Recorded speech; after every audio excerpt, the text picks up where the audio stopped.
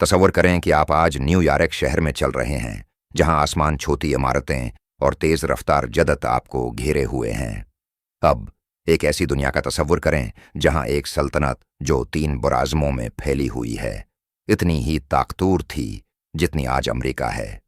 ایک ایسی سلطنت جو ہزاری سال سے زیادہ عرصے تک تاریخ، تجارت اور جنگوں کے رخ کو تبدیل کرتی رہی۔ یہ ہے عثمانی سلطنت کی کہانی، ناقابل تسخیر عروج اور ناگزیر زوال کا قصہ۔ سلطنت کی پیدائش تھیٹر 1799 سے 503 عثمانی کہانی تھوڑی میں ایک چھوٹے لیکن عزم والی ترک ریاست کے ساتھ شروع ہوتی ہے، جس کی قیادت عثمان اول کر رہا تھا۔ اس وقت بازنطینی سلطنت ٹوٹ رہی تھی اور عثمان نے ایک موقع دیکھا۔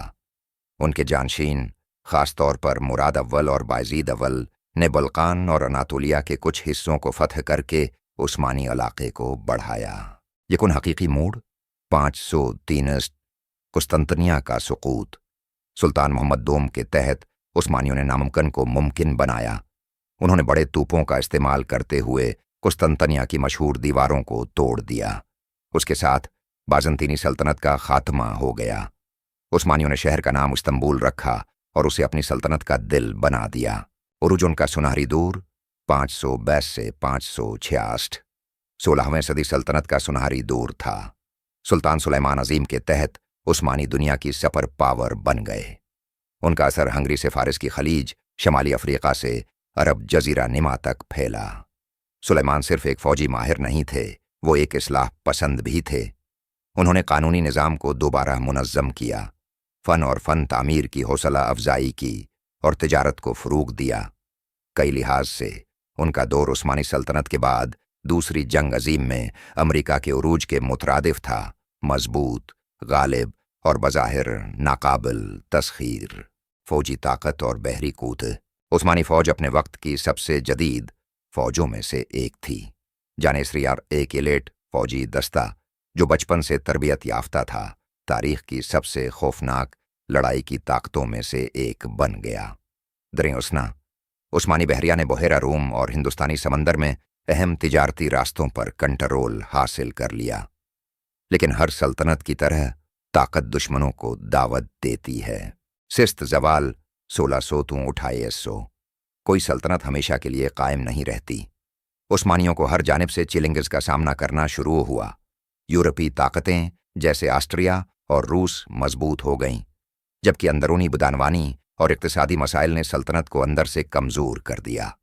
سب سے بڑا دھچکا 1873 میں آیا، جب ویانا کی جنگ میں عثمانیوں نے یورپ میں مزید پھیلنے کی کوشش کی، لیکن فیصلہ کن شکست کھائی۔ اس لمحے سے یہ ایک سست زوال کی کہانی بن گئی۔